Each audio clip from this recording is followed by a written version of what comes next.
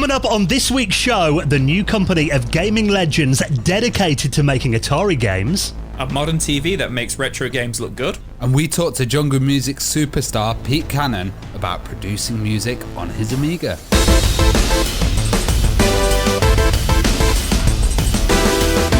The Retro Hour podcast is brought to you each week with our amazing friends at Bitmap Books. Now, if you're a fan of the Sega Master System, check out Master System, a visual compendium covering 200 of the best games on the platform across 224 pages. You can check that out and lots more on their website right now at bitmapbooks.co.uk. Hello and welcome to the Retro Hour podcast, episode number 266, your weekly dose of retro gaming and technology news with me, Dan Wood. Me, Ravi Abbott. And me, Joe Fox.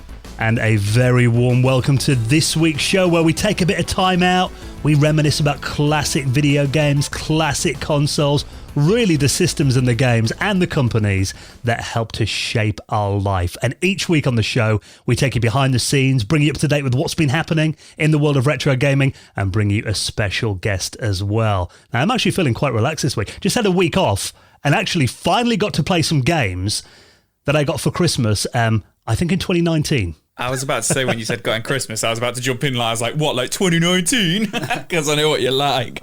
What did you play? Well, it's actually a couple of, I say modern games, Red Dead Redemption 2, finally unpacked that. Hasn't that been in the cellophane for literally 2 years? Yep, it has, which is great, because it's weird, people talk to us about doing this, and I often get people like saying, oh, you must play so many video games. I'm like, well, no, we spend all our time talking about it. I don't actually get to play many of them all, to be honest. You see, I've been really lucky, because since having my daughter, we've got into such a routine of she goes to bed at 7, we then have our dinner and watch a bit of TV and stuff. And then when my wife goes to bed at like 10, I stay up for like another hour or two. And I've literally just been rinsing games. I've been, playing Sonic Mania. I've been playing, I think it's called Cyber Shadow, which is that new retro ninja game. I've been playing Dead Rising and stuff like that. So I'm just living it up playing games. You guys are just busy editing shows and stuff. God. Joe living his best life. I am. Well, this week we have got an amazing guest, kind of following up an episode that we did that was really popular a couple of months ago now, actually, with that DJ Aphrodite, who, of course, is a jungle producer who used to make music on the Amiga back in the early 90s. And we did a great episode with him, kind of talking about the tracks that he produced back in the day, but also kind of referencing the modern scene that's going on right now. And since then, we had so many requests.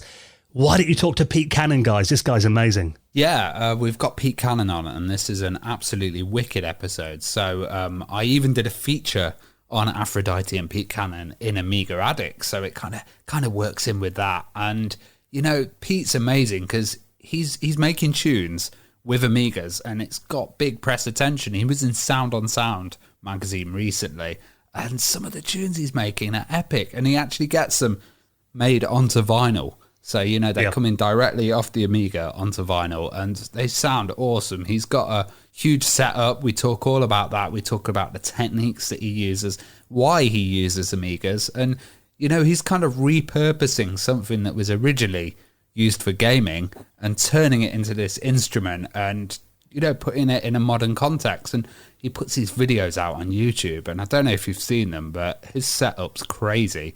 And he'll drop some jungle tunes and, people react and they're like, what is this? Oh, my God. And I think it's great that we do episodes not only kind of talking about what people did 20, 30 years ago, but also people that are doing new things with classic machines like Pete. Yeah, so I just absolutely love it. Pete's music's kind of really good as well. It's not like he's creating rubbish. Aphex Twin actually played one of his tracks to thousands of people live, and hopefully when this is all over, Pete will be out there with his Amigas rocking it. I think we're all ready for a party. Yeah, definitely. So Pete Cannon is going to be coming up as our special guest on the Retro Hour podcast in around 20 minutes from now. Now, obviously, this is going to be a bit of a music-themed episode. While we're on that subject, actually, there is a great place quite near us here in the East Midlands in England called the Retro Computer Museum. Now, we often make it along to most of their events that they do, at least before, COVID closed it down about a year ago. But obviously, it's been hard for any of these kind of venues across the world, not being able to have people in. And obviously things continue like bills and rent and that kind of thing. And the Retro Computer Museum in Leicester have actually managed to get a few music legends from the video game industry together to make a new album that is raising money to keep the Retro Computer Museum open.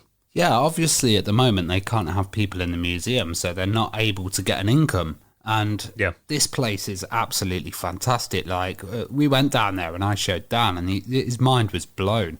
They had virtuality, the virtual reality machines that were running Amiga. They had a whole library section. They've just got loads of machines that you can play on. And like the vibe of that place is just so friendly when you can actually make it down there. So we'd love to see them kind of keep going and help support them. Now, this track list is absolutely mind-blowing. So they've got like Jerome Tell, Alistair Brimble, Cold Storage, who did the Wipeout soundtrack, 8-Bit Weapon, Rob Hubbard, absolute legend. Chris Abbott as well, Mike Clark. This is like a list of all the amazing video game musicians on 2 CDs, basically. So we recommend this. It's called Blank Canvas. And the address is blankcanvascharity.uk. Yeah, and that's Mike Clark, of course, famous for doing the Retro Hour theme. Oh, yeah. And a bit of Psygnosis as well. Yeah, it's not going to be an album just with the Retro Hour theme. Can you imagine? I'd buy that. It is amazing. I mean, obviously, venues like this need our support to stay open when everything gets back to normal. And, I know Retro Computer Museum has had a lot of donations from fans, but additional funding is still needed, as we get through these final few months, and hopefully they can get open again in the summer. So definitely worthwhile. Please do support that. And, of course, we'll link it up in our show notes at theretrohour.com. Now, it's been a busy week for retro gaming news. Now, let's, since we're going to be talking about the Amiga very soon, let's talk about a first-person shooter on the Amiga. This was a game called Citadel. Have you ever played this one? No, I've not actually played this one. I've seen lots of footage of it because it came out in the time like 1995, whereas it was like the kind of Doom Wars. Amiga was trying to get first-person shooters, and it was trying to beat Doom, stay up with the competition. And there's a really interesting video on this. It's called Doomed, and it's by Ahoy, and he actually looks at all the different kind of periods of time. This came out of Poland, and there was another title called Nemak at the time, which came out of Germany.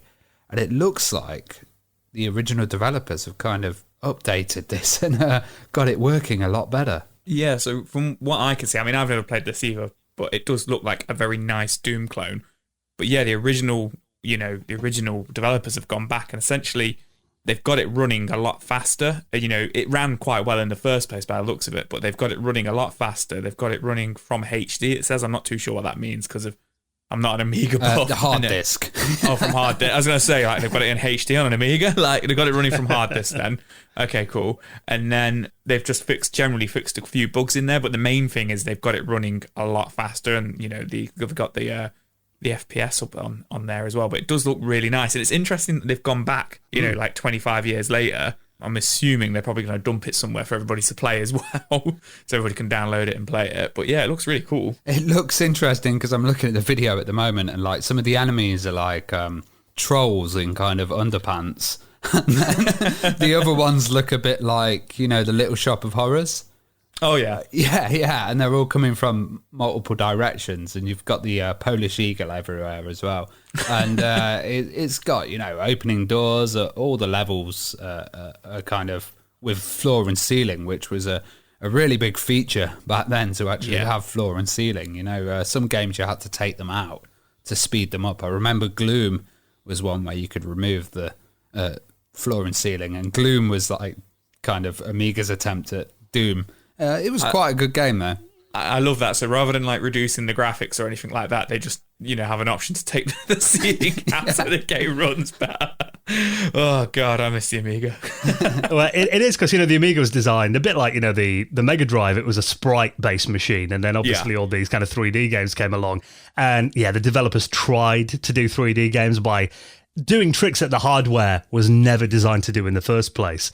And I remember, even today when you look on like Amiga forums and stuff, there was a big thread on the Commodore Amiga Facebook group the other week, some guy saying, if you run Doom on your Amiga, because it did get ported to it eventually, you're cheating the system, you're not a real Amiga fan. Because a lot of people kind of blame Doom for being like that kind of final nail in the coffin for when everyone kind Yeah. of moved over to the PC and left their Amigas behind, because it was such a big game. People were desperate to play it. But there are actually, there was a bunch of games that came out on the Amiga around that time. Like Ravi mentioned, there was Gloom. I remember a game called Fears that I used to enjoy Trapped playing was as well. another one. I used to like Trapped. Yeah. And obviously the Alien Breed 3D games that, I think we've talked about before on the show that were actually, so demanding. I don't think there was actually an Amiga on the planet that could play them. Well, you at also full have to frame rate. play these in a small windows as well. That was always the kind of thing. It's never a full screen experience. But it's amazing to see that they're updating it like 26 years later than the actual release. And I remember that point about, kind of Doom killing the Amiga. I remember when I interviewed John Romero and I mentioned that to him and he went, I killed the Amiga. Then did you smack him on the head? with a rolled up copy of Amiga Addict? Get out. Yeah, but I always think that kind of early first-person shooter era was really interesting because obviously those were games that were really pushing the hardware on all platforms. Around that time when I remember when Quake came out. And suddenly, all my mates that were into PC gaming, we've got to buy a new graphics card. And, you'd spend like thousands on your machine to upgrade it, get the CPU replaced to a faster one just to play these games, which today I think the process seems a little bit more gradual, doesn't it, than those kind of massive jumps that we had back then. Yeah, and also like these are worlds that, kind of haven't been explored. Maybe they passed a lot of other gamers by or they passed a lot of other users by and... it's really nice to see it patched and maybe more people will play it and we'll see more videos of people streaming it. And I remember when I went back to Doom and played the original Doom at the original speed and I felt so sick. So it's good to actually have a speed upgrade when you're playing nowadays. It's funny because I did a video running Windows 98 on the Raspberry Pi on my YouTube channel. And I showed the, Doom 95, the version that got ported to Windows. Yeah. And it played on there. I think it was probably around 15 frames a second. Yeah, that was about 14 or 15, yeah. But so many comments were people like saying, it used to run faster than that back in the day. That's unacceptable. I'm like, it didn't. You try to play Doom on a 486 or an early Pentium, that is probably what you got around that kind of speed. Yeah, try and do a LAN party nowadays and you'll all be puking in buckets. Yeah, that CRT flicker as well. So, it's always amazing when, especially something as kind of niche as this, a late Amiga game, when it kind of went through that era when everyone was trying to do Doom on the Amiga, the fact that this team of developers 25 years later have gone back and actually found a way to improve the original game. And I think it's cool that as well, today we can emulate Amigas using stuff like UAE, so it opens it up to a lot more people who maybe never experienced that kind of late era of games on the platform. So yeah, very cool. I think they have released a version that you can download and play right now actually, so I'll link that up, and of course everything else we talk about in our show notes at theretrohour.com. Now, speaking of people that have kind of returned to their roots, this is a really cool story. Now, this is a new company called Audacity Games, and it's by a crew of ex-Activision legends, one of which we've actually had on the podcast in the past. We did an episode with David Crane, Activision legend. God, that was probably in the early days of this podcast. I've got a feeling it was in our first year. But now he's got together with Gary Kitchen as well, and they're now working on a new company dedicated to developing Atari 2600 games. Do you think we'll see these on the VCS? What, on the new one? Yeah. Maybe they're jumping on that bandwagon. Well, you can run games on Windows on the VCS, so judging from what I've seen of their announcement, apparently they've had a lot of demand off fans saying, look, you guys are best known for your work in that era. Why don't you make some new games? Retro is such a big thing right now. They are saying, though, you won't actually need an original Atari 2600 to play their games. They're going to offer these as like downloadable titles that are contained within an emulation wrapper, so you can play them on a modern PC. It's interesting, isn't it, to see a company appear in 2021 that's like dedicated to 2600 games. Too many 20s there. Do you think these will be like modern? Do we know if they're going to be like proper retro graphics and stuff, or are they going to be like modern versions of like games they worked on in the past? Do we know? Or well, they are going to run on original 2600 hardware as well. The sounds of it, so they are going to be limited to that. The limitations of the machine. But they're saying here in the press release, the fact that these guys have got kind of 40 years experience of working on the hardware. I imagine what they can do between them is probably going to push the platform to its limits, I imagine. Yeah, all the hardware tricks that have been learned over those times, they'll be able to implement. Like Halo 2600 was a really interesting I was literally just thinking about Halo 2600.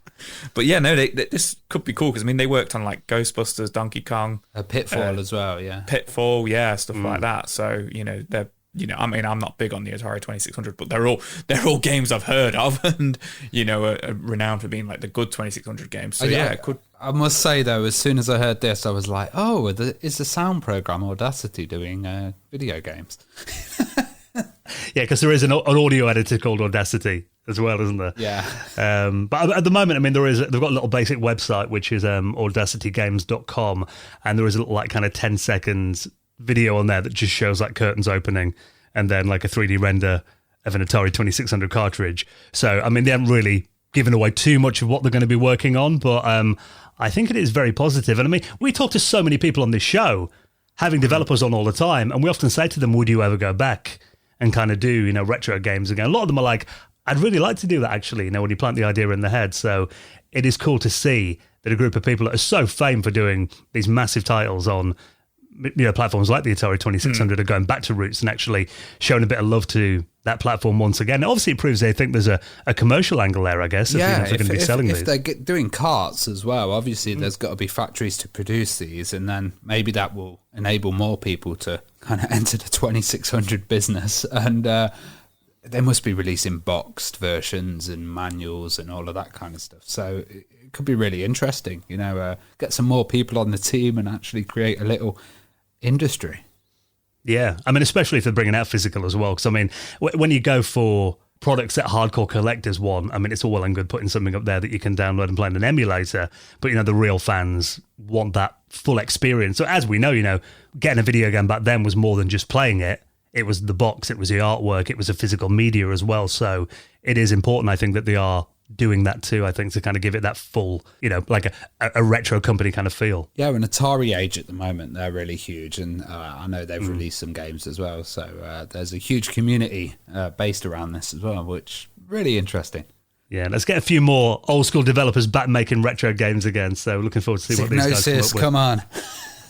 Now, what about a game that was made back in the day that never got released that has finally been found? Now, we actually did an episode all about unreleased games with Frank Gaskin recently, didn't we?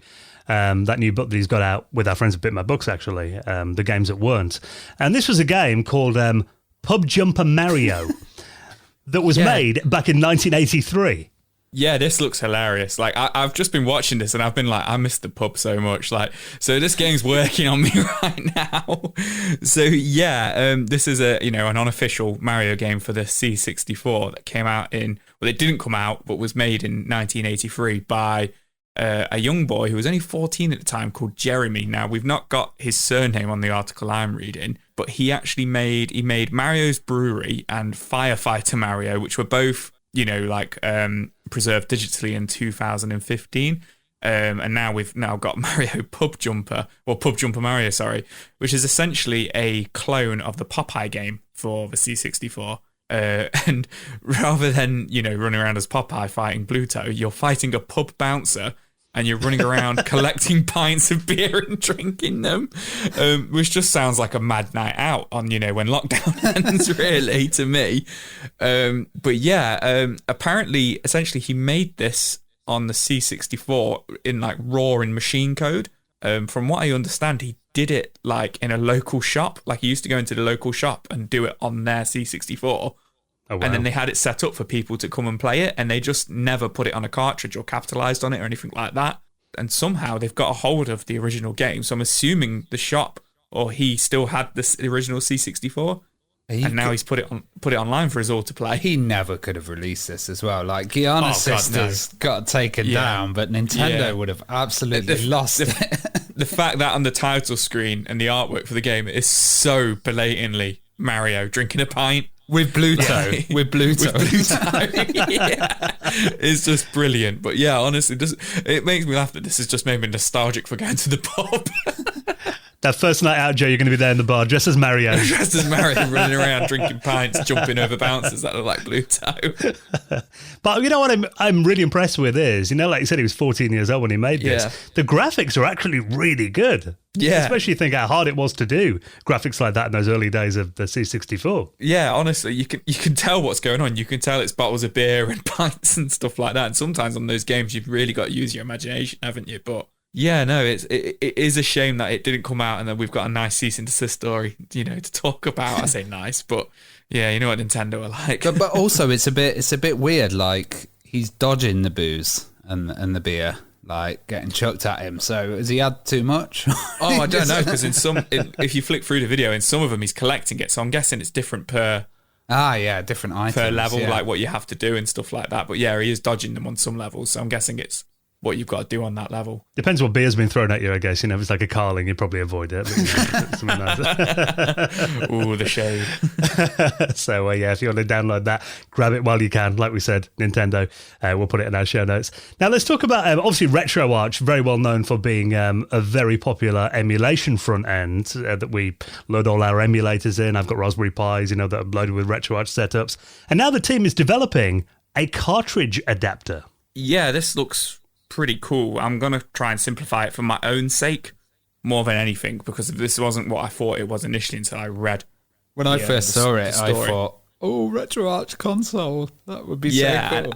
I initially thought this was a cartridge reader that you'd just, plug into your PC, and then you kind of you can play your N64 games like on your PC kind of thing. But it's not quite that. It is something that's been done before but hasn't been around for a while, and these are really expensive to buy. When they pop up on eBay and stuff like that. But essentially, it's a cartridge adapter to rip the actual games from the actual ROMs from the games onto your computer, which I believe is legal. Yeah, if you own the game, yeah. Yeah, if you own the game, you can actually do that. So it is for, getting your ROMs onto your computer and stuff like that. So at the moment, it's just a prototype. And then the images they've released, they're doing it on Quake 2, which is pretty cool. But they are going to be releasing this commercially, for people to buy and stuff like that. And the idea is, they're trying to, say, these haven't been around for a while. There's nobody selling them at the moment. We want to put this out to the community so people can start ripping ROMs again. And then obviously they'll probably dump them online and stuff for people to play. But they're also going to release all the, how to make it yourself as well, apparently, so other people can make them. Oh, that's cool. Like, the main thing is, Nintendo, obviously, are taking down all the ROMs at the moment. So actually, you say that they go online, but it's really hard to get hold of them at the moment. There's a lot of hidden places where you can get them, but there's nothing much in the public space at the moment. So this actually is quite useful, and it looks like it's got a USB-C cable as well. Yes, so I can imagine USB-C, really fast when you're ripping it or just transferring it across. Well, what they've said is, they're purposely making the models simple enough for people to replicate the model as well. So the idea is it's not so much that, by the sounds of things, that they're, here's this new product we want to make money off. They're trying to make retro gaming better. They're trying to make it more accessible for people and stuff. So maybe it is, like you say, it's where Nintendo are taking stuff down. They're kind of trying to fight that a little bit, maybe. Well, there's an N64 developer's cart on eBay at the moment. And really interestingly, it went up to some crazy amount of money. I think last time I checked it, it was I think £50,000. So maybe you can rip that. and you know what? People probably will. Do you know what I mean? They probably will do stuff like that with it. I'm sure the development cart. I forget what game that's for. I remember you showing me. I'm sure it will probably get dumped online. And the idea is obviously you would use carts like this and stuff. So far, they've only done the N64 one, and obviously it's not out yet. Hopefully, they're saying hopefully it'll be out this year, but we can likely expect, them to support other cartridge games as well. So I'm sure we'll see it for the Super Nintendo and the Mega Drive and stuff as well, which is pretty cool.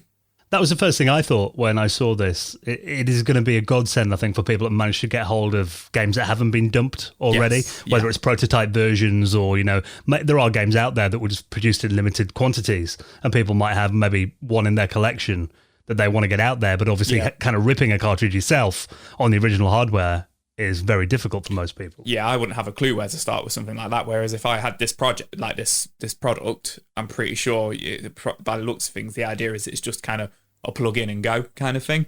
What it's like, oh, wicked. What are the chances that someone's gonna, put a Raspberry Pi underneath this with RetroArch on it, and then kind of build a little unit and just have it so it's plug and play? And more than likely, I'd say that'd be awesome. Definitely, that'd be, because that's what I thought it was going to be when I first kind of read the article. And maybe they can't do that for legal reasons. So, they're kind of putting it out there. And I bet, like you say, people probably will do that. And I guess in theory, if it's just like reading the car, all you probably need to change would be the pin header or whatever, and change it to a different size. And then just because it's just taking the data off it, right? So you could have a SNES one, or if you're hacking or adapting. Like interchangeable, like when the cartridge is not in it, you literally just take the pin heads out and then put another one in, you're saying. Yeah, maybe they might release something like that in the future. Yeah, that would be cool. That would be really easy to do.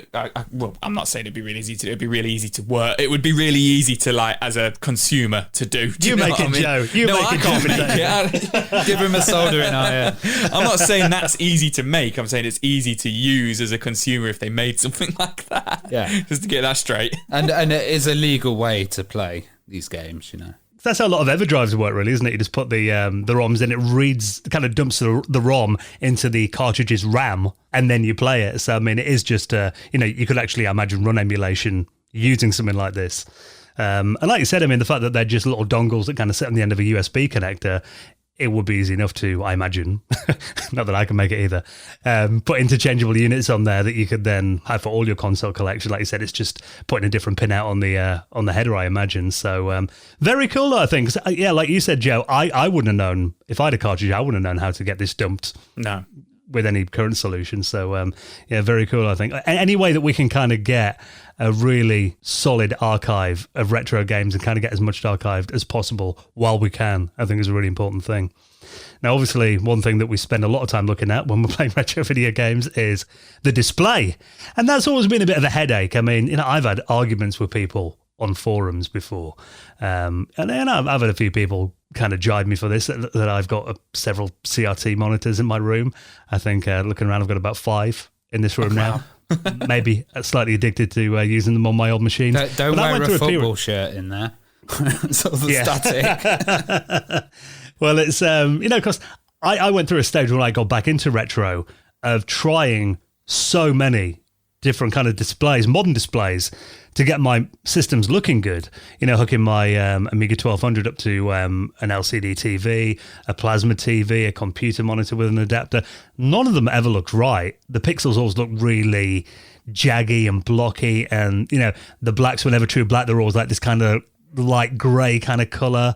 And it's always been a bone of contention for me that, if I haven't got a CRT display, when I go around people's houses, they've got retro setups and they're plugging it into a modern telly. I'm kind of like, you've gone 90% of the way getting the original hardware, but you haven't gone that extra mile to get the thing that you're looking at all day to be more authentic. But now it turns out that what you could actually do is get a modern display that actually makes retro games look almost as good as a CRT. Yeah, this is called the LGCX, and it's basically a OLED display, but it has these kind of modes in there. And you're right about the black level, because OLED black looks absolutely amazing on there. Sometimes I've gone around my mate's house with an OLED TV. They're quite expensive.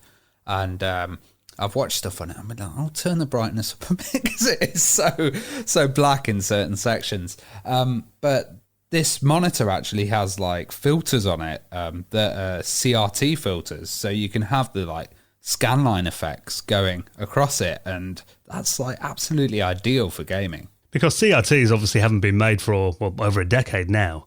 And this is something we talked about, Ravi and I, in our interview with the Video Game Heritage Society that we'll actually put on our website if you want to check that out. It is live now. We had a big chat on there about, how you couldn't give away CRTs a decade ago. But now, if you try and get hold of Sony PVM, for example, they're fetching a fortune now on sites like eBay. And I always wonder whether a company will stop making maybe a limited run of CRTs for retro gamers again at some point. I've got a feeling someone may do that. But at the moment, you know, as these displays get older and they become less reliable, there isn't really a good replacement for them for retro games at the moment. But I mean, I've heard a lot of people talking about OLED. And obviously, I think, you know, it is becoming more affordable now. I was reading here that LG have released their first OLED computer monitor back in January this year. So, you know, the technology is kind of becoming in that price range where it is going to be affordable for consumers. And I've heard great things about the black levels and the fact that, you know, they don't look quite as pixelated with these filters on. So I did try, I always found plasma was a bit better than LCD for retro systems. Yeah, I think that there's the two complaints, and the two complaints are like the black levels aren't black enough and the light guns don't work. And now the Sinden light guns come out where you can actually use it on modern TVs and they're getting CRT filters. So it's interesting to see these kind of technology developments coming out and enabling us to use like all the old school stuff on new systems. You know, it's not going to be perfect like the CRT is, but it's called Phosphor 2X, which is the kind of CRT style effect that they've added into this LG one. And I think LG are the only people that actually make OLEDs. So I know, Joe, you mainly play on a flat screen, but I know you've actually been thinking recently, and your wife might be in the vicinity, but you know, you've been eyeing up CRTs. Yeah, I really, really want like a nice, just like 14-inch CRT, but like you say, you couldn't give them away 10, 15 years ago, and now you go on Facebook Marketplace and people just want so much money for them. And the thing is, it's not like they're being outrageous, like, oh, I want 50 quid for this, or, you know, that is genuinely how much they're going for. And, you know, I want that retro feel again. And I do want to play all my light gun games because I've got literally like, you know, all the Time Crisis games and House of the Dead and everything. So I do really want to play them again. But obviously you can't do that on the OLED. But I don't know which she'd be more upset about if I bought an OLED screen TV or if I bought a CRT TV. I don't know which she'd be more upset about. Probably the OLED one. I think maybe in the get them both, Tester. Maybe in the future, if there's a price drop with OLED and stuff, you know, this could be really cool. And you know, you can have that nice TV in your house where you can do 4K, but then also hook up your 16-bit games. You get this £4,000 TV. What are you playing on that, Alex Kidd? Well, that is one thing you're going to have to think of, though, because, I mean, I imagine these haven't got, like, SCART connectors and things. You're going to have to go via the, you know, the SCART to HDMI adapter route, and then that's more expense. I mean, there are cheap ones you can get off eBay, but then they add latency. So you've got to get, like, you know, a decent one. Like, I think you had, like, a Frame Meister at one stage, didn't you, Ravid? And if you still got that? Yeah. But I know that was like a solution, but they're not cheap, so you're gonna have to factor that in with you could put scan lines into that, and like there was a set of filters, but it's kind of nice to have it in the TV because even if you don't have one of these upscalers, you could just apply it on anything. You could even put it, you know, like VHS style, watching some old VHS rips or YouTube videos. And obviously we've had OLED in phones for a couple of years now, and you'll know that obviously, I think the differences between like an LCD and an OLED screen is, you know, it's a brightness as well. Mm-hmm. You can kind of get that really bright look that you used to get on CRTs. So it does kind of bring it one step closer. I would love it though. I mean, I've seen people talking about this on forums and stuff as well. If someone set like a Kickstarter up and maybe could find a factory somewhere and just churn out a few thousand beautiful CRTs that we could all afford. Oh, that'd be amazing. Yeah. I can't imagine they're very cheap to ship around the world, though. So, that's another problem. That's another Especially problem. when they're all going to the PO box for Ravi to pick up. Well, you know, when CRTs do get shipped on eBay and stuff, the amount of ones that I've seen that have been smashed in the post and damaged, and you know, people are spending a lot of money on these and stuff. So it might make sense to get a modern TV, even though you are faking it a bit. But you know.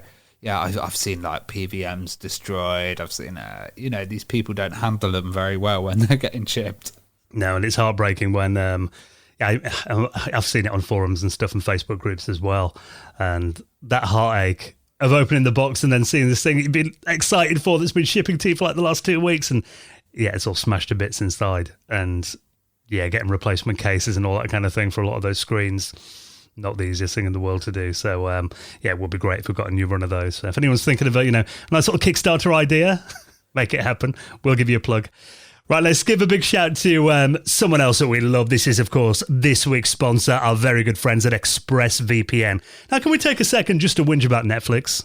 Because, I mean, I've spent, like probably everyone has, so much time watching Netflix over the last year that we've been in lockdown here in the UK. You know what I have to do on Netflix at the moment? I have to go into it, and I have to go into the daily movies, like added every day section, just to see what's been added.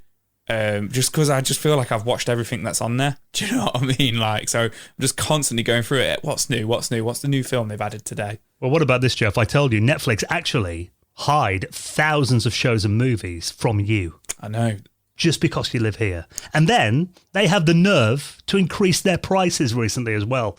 So I know that's gone up recently. Now, what you can do is be a bit smart about this, get value for your money, and use ExpressVPN like we do. Now, Netflix have actually got libraries all around the world. I think on the last count, there's around 90 different Netflix libraries. So when you run out of something to watch, like you do, Joe, you fire up ExpressVPN. At the click of a button, you can then watch shows that are only available on different Netflix regions around the world. I know, Ravi, you've been spending time on Netflix USA quite a lot recently. Yeah, and I love ExpressVPN because it's really fast as well. There's no buffering, and that's the worst thing when you've really got a show that you want to watch and it's just trying to catch up. I think they actually spend a bit more on their servers to make sure they've got a faster quality service. I've been checking out some stuff. One thing is I can look out the window and see I Am Legend, but also you can watch like a reality show. You can watch that on Netflix USA. Stargate as well, which is just a wicked series. Really love Stargate, and of course Twin Peaks. You can get really trippy and watch Twin Peaks. Get your retro on as well. So, I mean, there are so many different libraries around the world that you can access just at the click of a button by using ExpressVPN. Not just for Netflix as well. If you live in America or Australia, you want to watch a bit of BBC iPlayer, you can do that. Usually only available in the UK. Pretend you're from the UK using ExpressVPN. It's super fast, works from your phone, your laptop, even your smart TV as well. So you can watch these shows on your big screen without any buffering. So stop paying full price for streaming services and only getting access to a fraction of their content. Get your money's worth by signing up right now at expressvpn.com/retro. Use our link there. You'll be helping out the podcast and also get 3 extra months free on a 1-year subscription. So that's expressvpn.com/retro, and of course I'll link that up in our show notes. Now, coming up this weekend, we are going to be doing our Patrons Hangout. Meant to be last Sunday, but Ravi was feeling a bit under the weather. But we have rescheduled. We are going to be doing that this Sunday now. So Sunday evening, 8 p.m, we're going to be getting together and geeking out about retro stuff, really. That's what we do, isn't it? Oh, yeah. I was going to say, it's Mother's Day, so treat the mums right, and then you can come and hang out with us. Yeah, a lot of people did point that out. It's Mother's Day here in the UK, and Ravi was like, maybe I should get my mum on. It'd be good. Bring your mum on, Ravi. She knows nothing of retro gaming. Are you still on that bloody Nintendo? But if you can sneak away for a bit, it would be great to hang out with you for a couple of hours on Sunday evening. Or you can just watch as well. We have a few people who just lurk and kind of watch it as well. And of course, it is available to our patrons. You also get access to our patrons' exclusive podcast that we do a couple of times a month, the Retro Hour After Hours. Plenty of other perks. You get the normal show early, you get it ad-free. But really, the reason that you're backing us on Patreon is to make sure that we can keep bringing you this show every single week, keep bringing the guests to you as well, and it all covers the running costs of the podcast. So we really appreciate any support we get on Patreon, and of course you will get a mention in the Retro Hour Hall of Fame. And let's give a massive thank you to our latest supporters. Thank you to Robert Lang, Chris Anderton, Jamie McLean, Patrick Breger, and James Alston, who all made donations into the running of the show. We massively appreciate that, guys. And if you'd like to do the same, you'll find the link on our website at theretrohour.com. A few lovely Apple Podcast reviews I saw this week as well, Ravi, that you sent over. Yeah, there's been about 5, and it's really nice, actually. We've hit over 300 reviews on iTunes, and we could do with some more, but that is just fantastic to have that kind of feedback. And, we've been getting some lovely comments recently. Thanks so much, guys. Yeah, so that's another way you can help out the show. Helps get us in front of new people as well. So if you can leave a little review on the platform you listen on, that is also hugely appreciated, providing it's a good one, of course. So next on the Retro Hour podcast, we're going to be following up an episode that we did a couple of months ago with DJ Aphrodite, kind of part 2, talking about jungle music with someone who's making it right now using the Commodore Amiga. This guy's incredible. Pete Cannon is our guest next on the Retro Hour podcast. Jungle is massive. Wicked.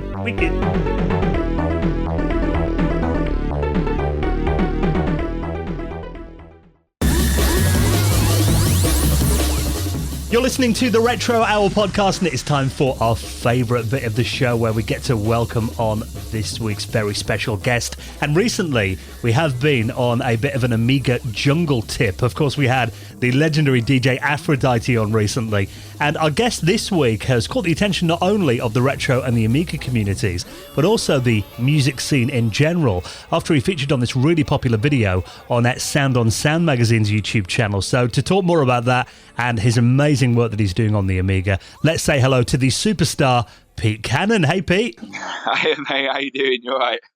Very good, thank you. Now, we are going to talk about your music production that you do on the Amiga, but it's always interesting to kind of find out your roots and kind of go back to where it all started for you. I mean, what initially got you into, like, computers? Where did it all begin? I must say first, that was a solid intro. Thank you. That was Anytime. Well, I don't know if it counts, but it was like a Nintendo, like an NES. Do you remember the original one with Mario? And Yeah. then I think like playing Mario 2.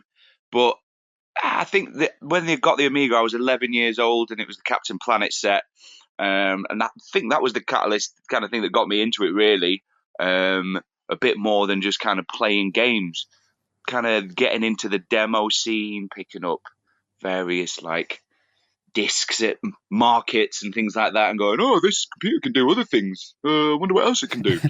So that was kind of the Amiga, really. But first thing was the NES, and then followed with the Amiga. Yeah, I was about 11 years old. And that was Dan's favourite game as well, Captain Planet. Well, I got the same one, yeah. I got the Captain Planet pack as well. I remember that Bart Simpson animation, you know, when you put it on, you saw the spaceship come down, like watching that and being like, wow. Oh, my God, yeah. Wow. Oh, Blew our mind, that did. Did you have any like tunes that particularly caught your interest as a kid, like from video game systems or from the Amiga, that you were just like, wow, this sounds totally different? What was it? The Bitmap Brothers, because what did they do? Was it Xenon? Yeah, with Bomb the Bass, yeah. Yeah, Bomb the Bass. They sounded like actual tracks in the Amiga on the games. I was like, oh, how are they doing this? Like sampled pieces of 8-bit audio. They were kind of the main bits. And then games like Zool, I had crazy kind of soundtracks. It's full of samples, that one was, wasn't it, Zool? It was like every sample you could possibly get and put it in one tune. Yeah, and Z Out, was it? Yeah, Z Out had amazing strings. Kind of like ominous, dark shootout music. You know what I mean? It was... that was the one. Yeah, they were the ones that kind of stood out. Yeah, Bitmap Brothers and Z Out. Well, you know, being from Blackpool, did you spend a lot of time in the arcades as a kid? All the time. North Pier. What was it? The Simpsons game, Mortal Kombat, Golden Axe. That was a classic. And just kind of like, you know, hassling whoever was looking after me at the time. Like, can I have another £1 for go on Bart Simpson again? So yeah, there was North Pier. And there was just so many arcades in Blackpool, Coral Island. Yeah, it was good times. Good times. They're still about, aren't they? Because we went to Blackpool for Play Expo, and there's everyone's like, go to North Pier, and then I remember seeing Coral Island as well. Oh yeah. Beautiful facade of on the Golden Mile on the front in Blackpool. Yeah, special place. Well, you learned piano as a kid. I mean, did that kind of help in the future? Yeah. Again, I've mentioned this before. My dad's a musician. He plays guitar. He's always says he used to leave guitars around the house, hoping maybe one day I'd pick one up. But he didn't want to push it on me, but he did alternatively push on me piano lessons at the age of 5. And just kind of like, you know, maybe like alternative learning methods and understanding music and reading notation, just to kind of help, you know, with comprehension, I guess. So that kind of sparked an interest. And by the age of 10, it was like trying to make my own tunes on the piano. And yeah, it got me a DX7, secondhand DX7, quite cheap. And once I had that, it was non-stop from there, really. Like, yeah. So it massively helped kind of just learning and understanding music, like chords and, you know, harmony and just scales from an early age. It kind of like being embedded in me from that age, you know? So yeah, definitely a huge leg up, I think. Shout to my dad for that one. And did you see that as like You know, your dad being a musician, were you like, okay, I can be a musician as a career, or this could, you know, actually lead to like money? Oh, no, not at all. Like, it was just. Oh, yeah, did it put you off it? Yeah, yeah. I had grand plans at the age of 11. No, it was just like he played music, so I played music, and it was just something we did together. And there's like I've got recordings of us from back in the day. So yeah, it was more like emulating what he's doing, really. Yeah.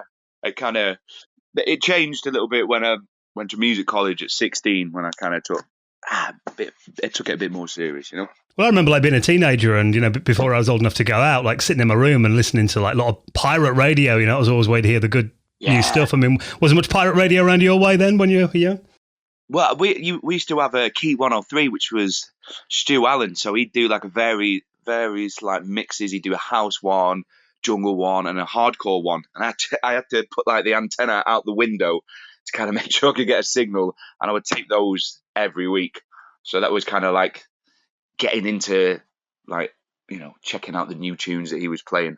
But there wasn't too many. There was Splash FM in Blackpool, which was Johnny Fresh, and a few other ones like DJ Direct and Bass Driver. They were kind of hard to get hold of. We had all the Jamaican ones. So we had Heatwave, which ran for 12 years, and it was based in a bakery. And it was in an area that was a no-go zone for the police. So if they went in there, like everyone would just go mental. So they stayed on air for 12 years. Yeah, Heatwave. And they're now community radio. But like that was a lot of ragga, a lot of jungle. But then also like they'd have rave stuff on it late at night and D&B. But mostly it was like ragga all the time. But really good. Yeah. Yeah. Stu Allen, like the Key 103 mixes, they were amazing, man. I've still got them all on tape somewhere. Well, yeah, talking of tapes, did you kind of start collecting tape packs or like sharing these with your mates at school? And were they a way of finding new music? Oh yeah, for sure. I mean, in Blackpool, luckily there was like a few really great independent record shops. There's one called Melody House, one called BPM, and one called Zanzibar. So between the three of them, you could have all kind of genres covered, and that was like tapes and vinyl. So when I stumbled across these shops when I was like, you know, about 12 years old, going around town, you'd see these tape packs. And the first one I bought actually was Origin one, which was a night down super south on the coast. I think Southampton or Portsmouth, somewhere around there.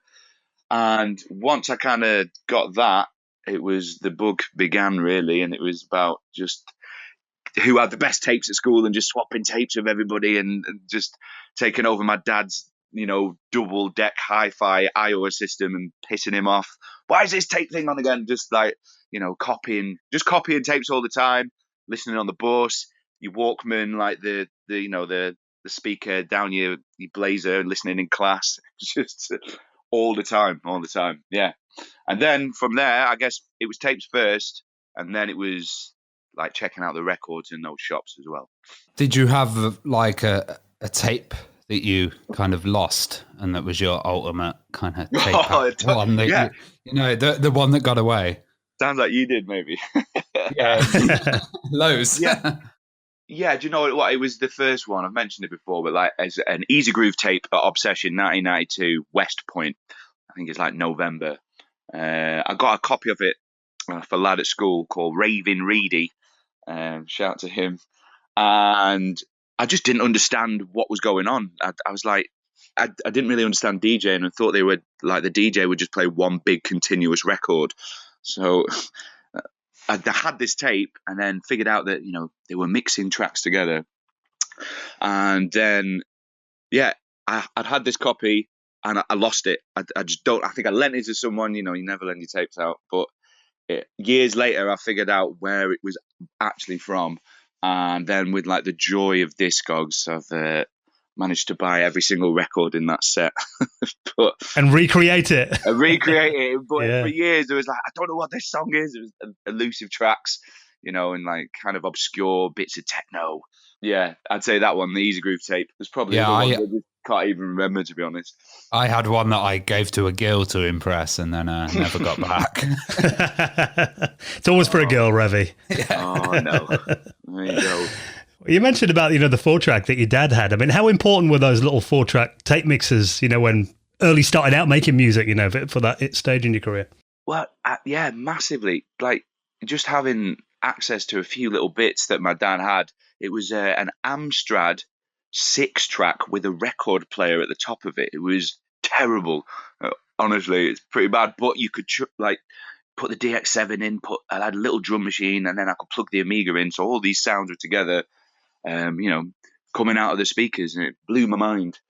If that wasn't there, I mean, I don't even know. I don't know. I mean, my dad's just legend for having those bits about, just showing me how to use them. So I'd say it was very, very important. And in a way, it's kind of similar to the trackers, because you've got 4 channels outputting on the Amiga, and it's kind of got the same kind of vibes coming from a little 4-track mixer. And I remember everybody had those back in the days, and they were all doing different things with them. Amazing how much you could fit on a cassette tape. Yeah, what is it? Two tracks on each side. Yeah, you could get 4 tracks, couldn't you? Recording the Amiga into that and just having the DX7 over the top, some really god-awful music, but, fun nevertheless. Well, how did you end up kind of getting your Amiga tunes? And were you into the demo and crack scene? Were you finding stuff at the intros of games and with those crack screens? Oh, what? Yeah, was it Skid Row? They were the big ones, weren't they? Like F10 Skid Row. F10 for Ultimate Lives. That was the one. Yeah, Preston Market. We used to go there, and there was a geezer who had a huge stall of discs, and I didn't really understand the demo scene or even know what it was. But I picked up this disc called Bud Brain Mega Demo, and I just took it home, and it was like a mixture of cartoons and songs and samples, and I was like, oh, this isn't a game. This is kind of cool. And I think you could take some of the sounds out of it and load them into Optimed. My friend had given me a copy of Optimed, Duncan, and we were just kind of loading the med files in there and just kind of trying to understand what was going on, because I was 13 looking at this screen going down. I just didn't have a clue. But luckily his brother knew a little bit about it, and he'd been making some tunes on it, and I think he showed us kind of the ropes to kind of get the idea of a beat going. But yeah, I did have Pro Tracker as well, but I don't know why, I just kind of stuck to Optimed because it could load in the mod files and the little bits of sounds that I had. So yeah, we kind of stuck with that. I'm understanding these things without the internet was painfully hard. There's no instructions or anything. So once I was kind of in one program, I wasn't going to swap. So I kind of stuck with Optimed 4, really. And were you cutting up samples in there as well? Because there's that little sample editor inside Optimed, isn't there? Yeah. So I remember there was a few breakbeats, and was it the ST? There's a big library of Amiga samples and things like that. Yeah, there's the soundtracker discs. Soundtracker discs, yeah. That's it. And then loading little bits in, and then just wondering how I could make my own sounds in it. And that was when we figured out you could get a little cartridge for it. It went in the back of the Amiga, which again blew my head off. So I was traipsing around markets and car boot sales looking for one of those, and luckily one turned up for a £5. We put it in, and we had Techno Turbo Sound, or Techno Sound Turbo, I can't remember what it's called. And you press record, and the screen goes blank, and we were like, what's happening? We've got a record recording, and it stopped. And then we pressed the keys, and it played the sound. And me and my mate, I think, pretty much hugged each other like, oh my God, we've got a sound. What's this?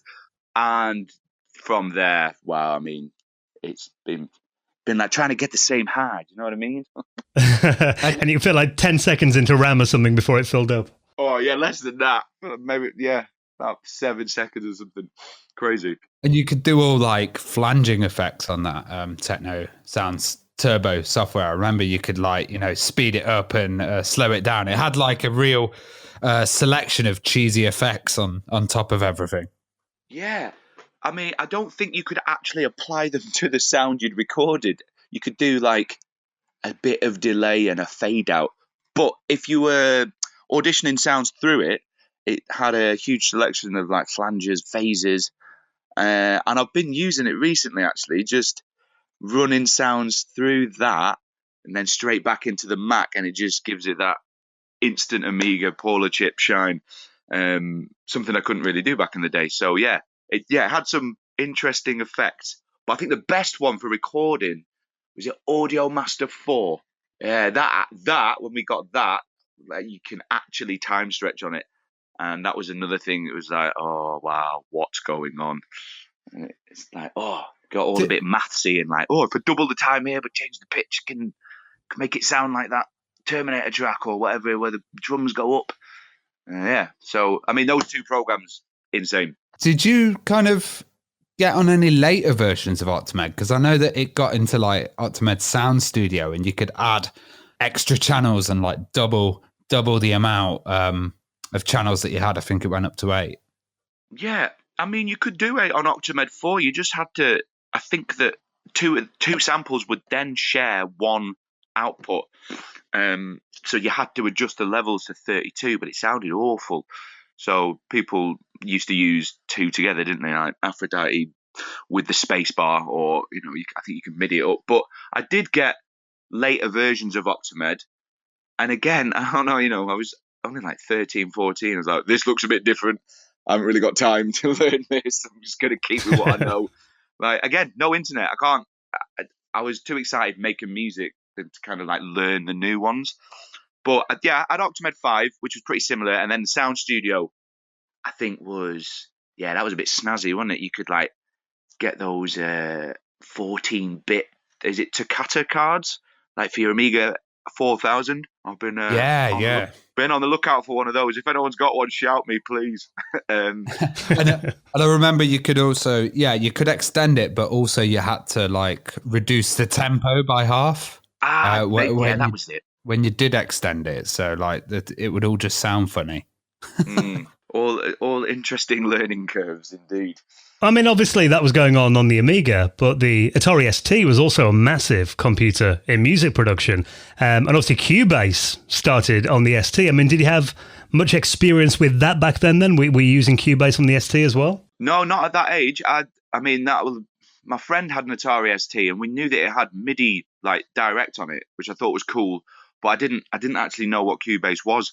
I didn't know anyone with a copy, or no one showed me about it. And I figured it out later on when I went to music college. And by that point, it was like 98, and everyone was using early Macs and PCs with like a copy of 3.6 Cubase.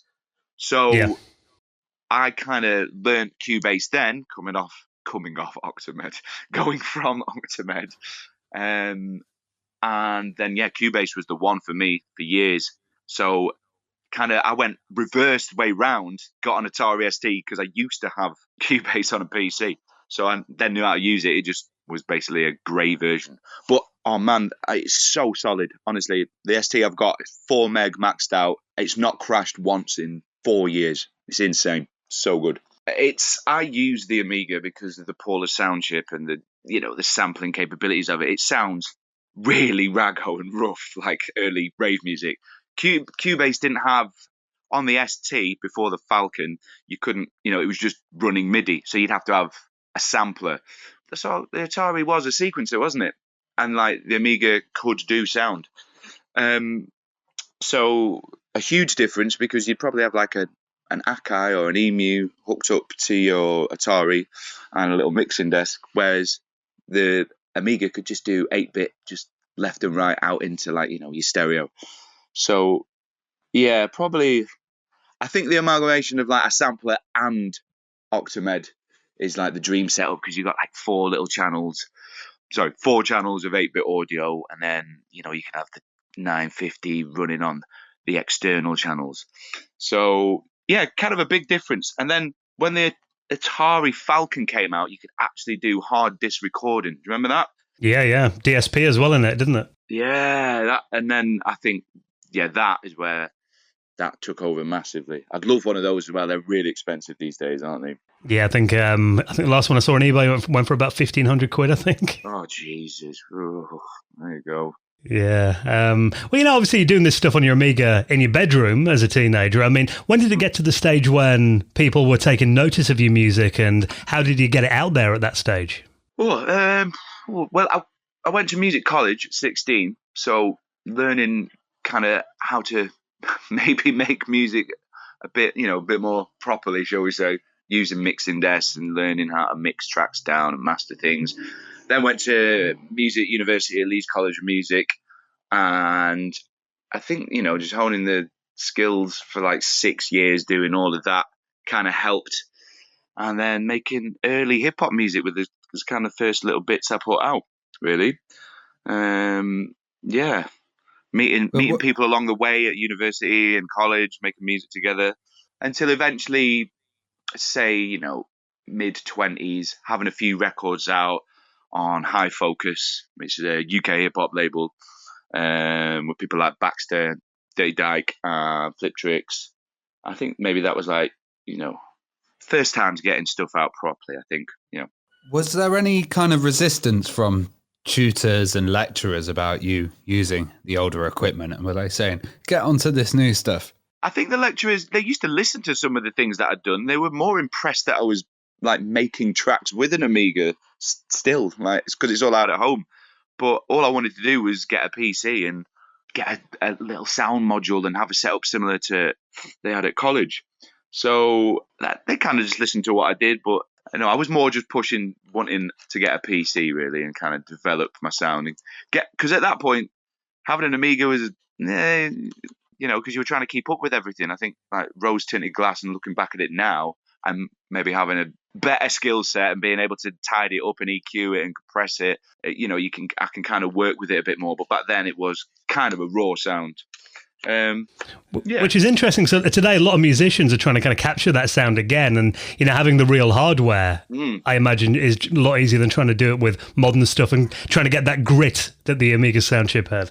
Oh yeah, I mean the Amiga's out on its own. It's just like it's 8-bit, isn't it? So you've got the 950, which is 12-bit, which is like synonymous with early jungle, really round sound, massive filter on it. But you can do it inside the box. There's plugins that you can use. There's the Ackizer. It's a very famous plugin that emulates time stretching inside the computer. I guess it's just up to like whatever you want to do. I just like the process of going through a slower process. It slows me down. It makes me think a little bit more about what I'm doing. Each to their own, really. I think I like the process of using the old equipment, but it does sound great. Like you're working alongside Trackers at the moment with some tunes, aren't you? So you kind of got Ableton doing a little bit and then Trackers. Do you find like the combination of the technologies works really well? Yeah, I think that's part of it, isn't it? I mean, everything from the Amiga goes into the Mac at some point. It needs to be maybe EQ'd or just compressed and grouped. A little bit of a touch of mastering, nothing too crazy. Kind of like I always say, like a glorified tape machine. But if you do want to stem it out as well, I mean, I was just doing that today with a new track. It's good starting an idea in the Amiga, getting like maybe 16 bars going, and you've got the raw sound, and then just adapting that into the Mac, going from there.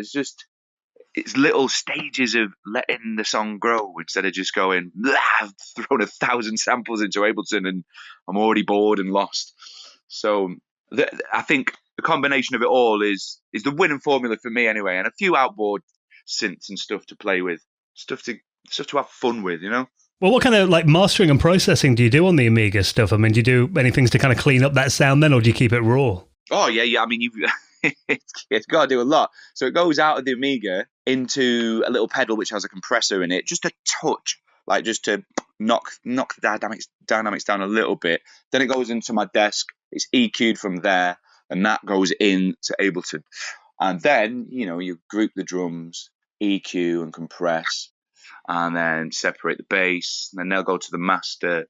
I have like a master chain, but sometimes, for ease, you might use something like Isotope Ozone, which is a mastering software. And you can just put on your master and kind of like just get a basic feel for kind of like, something you could maybe play out or just play on the radio.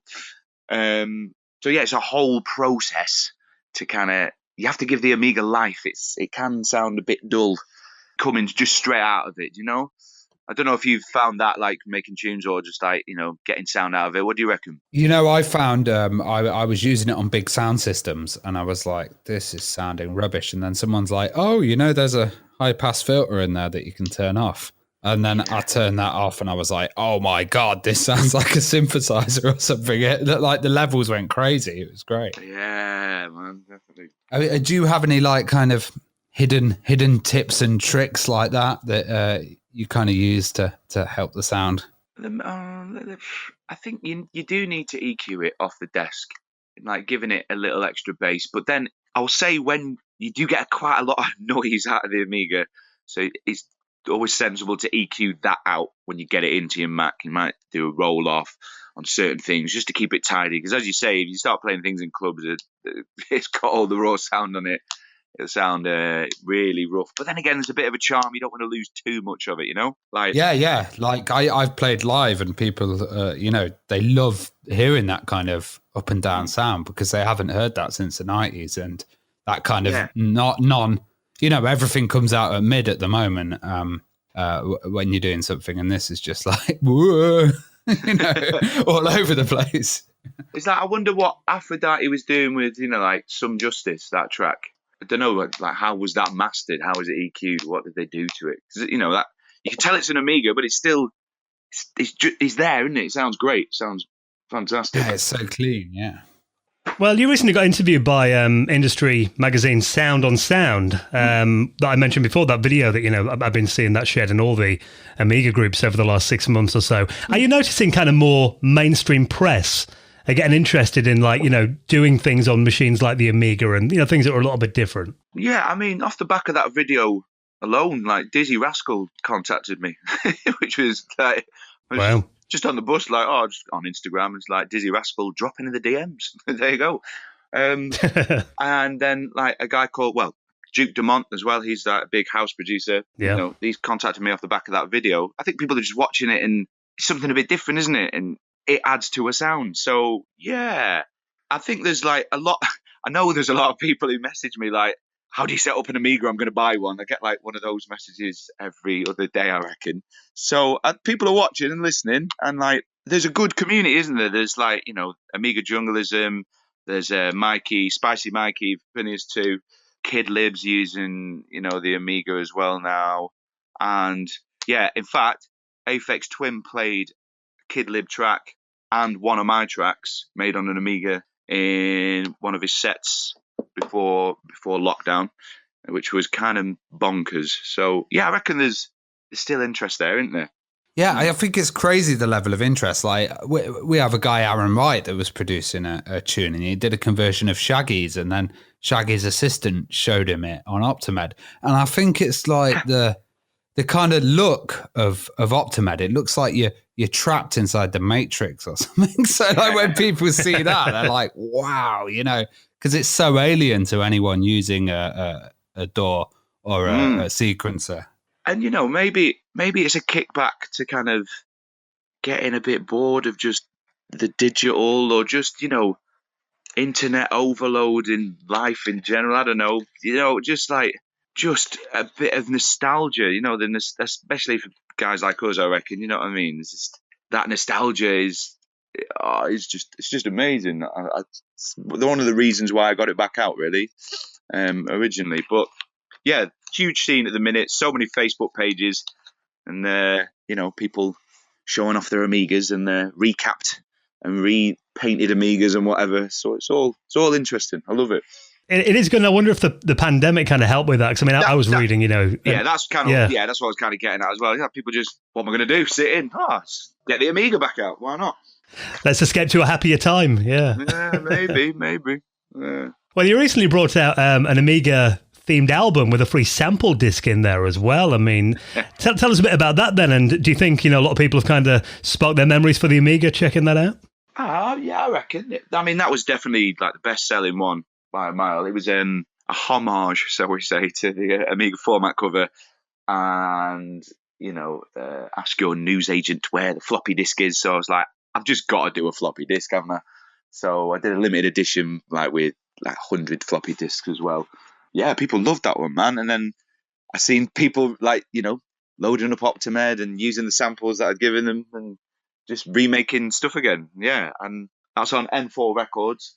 I've got a couple more coming like that as well real soon. So it's quite a task making like full songs on it. But yeah, I think I'm getting there. I'm getting there. So next few releases, some more Amiga stuff coming, I think. And we've got to give a shout out to the new magazine as well, haven't we? Oh The yeah, Amiga, for sure. Amiga Yeah, Addict. yeah.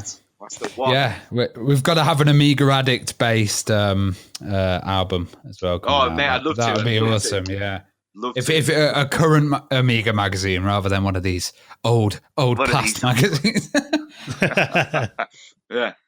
Well, what would be, obviously there's lots of people I imagine that you look up to, and anyone that would be your kind of dream collaboration, either whether it's in the scene or just in general? I mean, you've got to say Busy Bee every time. Busy Bee is just the Don, the Amiga, like one of the Amiga Dons, isn't he? Original jungle dude, like Brain Records, and like that tune Obsessions that came out, and that was like on one of those early tapes I heard. It just blew my head off. And he's still going now. He does like Aiming Therapy on his YouTube page, and he's showcasing the Amiga and his 950 and all these other Akai bits and stuff. He was just prolific. He made so much stuff. Who else? Like obviously Aphrodite, like a reggae beat boy. Yeah, that tune, like drums everywhere, and like you see, he was like a master of like the hexadecimal coding. All the portamento bends and fades and delays. You can even do like a manual time stretch in there with the code. So yeah, Busy Bee, Aphrodite, Red Alert and Mike Slammer, they used to use an Amiga. But I think at the moment, I mean, I wanted to do a track with Mikey. I don't know if you know Mike, Finish 2, Spicy Mikey. I've heard of Spicy Mikey. Yeah. So I mean, yeah, we've talked about it on and off, like online, but like Mikey, get at me. Let's make some music. Well, another thing that's kind of got everybody's attention, and it's a really cool piece of hardware as well, which is the Polyend tracker. And I noticed you did a little kind of, well, it wasn't a tutorial, but you just kind of just showed how to slice up some beats and stuff. Have you had a lot of interest with people kind of contacting you about the tracker, and what do you think of the hardware? Yeah, the reason I even got it is because I'd never heard of it, and people just kept tagging me and Polyend in on Twitter, going, "You need to give Pete one of these." I was like, "What is this?" And then I saw it. I was like, it looks really interesting. And then those kind of tweets continued, and then they just messaged me, "It's like, do you want a demo version of one of these? We'll send it you in the post." I was like, "That looks amazing. I'd love to." Yeah, it's incredible. Really slick bit of kit, and you can load your samples SD card straight into the back, and it just runs like Optimed. But it's got 8 channels. You can chop your beats. It's got effects in it. If you know how to use a tracker, you can just go straight from the Amiga to the Poly and done. It's pretty much the same. Like I called it in the video like an Amiga in the box. And I think they're about 400, 500 euros. If you're into trackers and you want to like have it on the go, and maybe Amiga might be a bit much of a setup for you, I would definitely recommend the Polyend. We're going to be working on some new things together as well. Don't want to say too much, but yeah, we're going to be doing something coming soon. Yeah. Have you tried the live performance mode on it as well? Because I know it's like you said, it's really portable, and you can even charge it off like a little battery pack, which I think is just insane. So you could take that out and do like live stuff on it. Because the live mode, you kind of do your filters or your triplets, and there's just so many effects on it, and you can just drop those in, just flick of a button, and charge it off a portable battery. I think the one I've got like does my phone. It'll charge it for like the whole day. So if you're on the bus or you're going shopping, maybe make some beats, whatever, on the go. But obviously with the way the world's been in the last year with the pandemic, I mean, live performances have been out the window. I mean, have you been doing anything online, any streaming or any plans to? Kind of a duality. Like I like some of it, but then it's like, it just feels a bit like I did one for Boomtown, which was like a live me in my room just like the kind of videos I do, just an amalgamation of those and some new ones, and I put together like an hour's worth of original tracks. But yeah, it's just it's just sad, isn't it? I just want to get out and play and kind of maybe get a live set properly going and take that on the road. That would be the dream. But even just a bit of DJing. So yeah, I've not done too much streaming. No, not really. What do you reckon on it? Have you been watching a lot, or yeah, we're both kind of DJing ourselves. So we've been both streaming on a Mixcloud, which seems to have quite a nice little following, and there's a lot of people dedicated to just kind of DJing on there. But yeah, it's not as satisfying as going out and playing, is it? Yeah, I mean, I've got a radio show starting on Ballamy, so I think that's like until we can go back out, that's going to be my little fix for doing DJing once a month on there. So like at the end of every month, I'll be playing on Ballamy Radio. Yeah. Do you think after COVID, we'll all get together and have a huge Amiga jungle rave? I bloody hope so. Where can we do it? Where's in between Nottingham and London? Yeah, we'll just meet. We'll just find a field. Find a field. Big generator. Get your poly trackers. Turn the bass up for the rumbly Amiga. Be fine. No, it would be great, wouldn't it? Well, Pete, it's been incredible getting, not only your history with the Amiga, but the fact that, you're still using it today, and that long may it continue. What's coming up in the future then? What you're kind of working on right now? What can we expect? 2 albums that I've done completely produced on the Amiga, but it's some hip hop stuff. They'll be coming out later this year. I'm really looking forward to getting those out. I've also got an album of the jungle kind of stuff I've been making, which is part Amiga, part Polytracker, part ST. And I've just been working on like several adverts and stuff for TV, which is kind of ongoing work that I have to do to fund the passion projects, which is the Amiga. Yeah, maybe another label coming. Who knows? Yeah. Fantastic. Well, Pete, it's been a pleasure talking to you. Thanks so much for coming on, mate, and sharing your stories with us. It's been nice talking to you. Nice one, guys. Big up. Thank you.